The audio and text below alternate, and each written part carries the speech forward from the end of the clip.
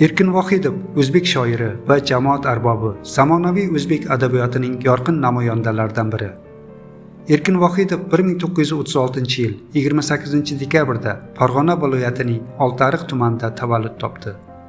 Taqdirning og'ir sinovlari sabab yoshligidanoq ota-onasidan ayrilib, poytaxt Toshkentda ulg'ayadi.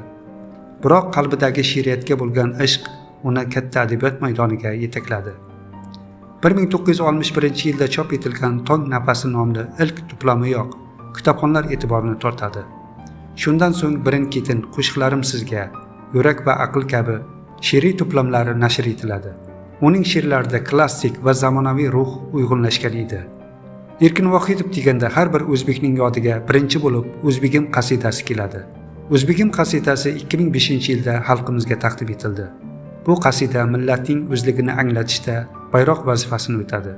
Erkin Vohidov yirik janrlarda ham tengsiz edi.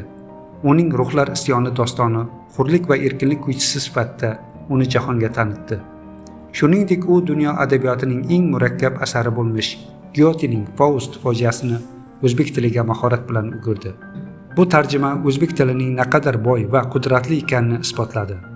Erkin Vohidovni nafaqat zabardast lirik shoir, balki kuchli dramaturg sifatida ham tan oldirgan asar bu shubhasiz Oltin devor komediyasidir.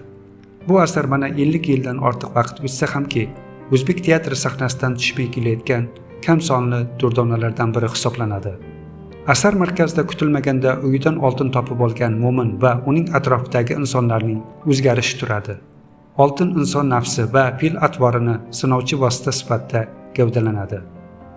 Shoir kulgu orqali nafs balosi, ochko'zlik va halollik o'rtasidagi kurashni mahorat bilan ko'rsatib bergan. Asarning tili juda sodda, hazil, mutoyibaga boy va xalqona. Bu asarda mo'minchol obrazi orqali nafs va halollik o'rtasidagi kurash mohirona tasvirlangan. Spektaklda buyuk aktyor, O'zbekiston xalq artisti G'ani A'zamov mo'min chol rolini shunday mahorat bilan ijro etganki, bu obraz millionlab odamlarning ko'nglidan joy oldi.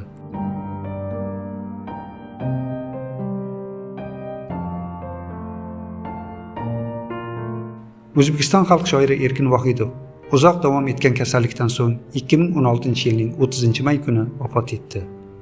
Erkin Vohidov O'zbekiston qahramoni, xalq shoiri va millat ardog'idagi ijodkor bo'lib qoldi. Uning asarlari kelajak avlodlar uchun ma'naviyat xazinasi bo'lib xizmat qilaveradi.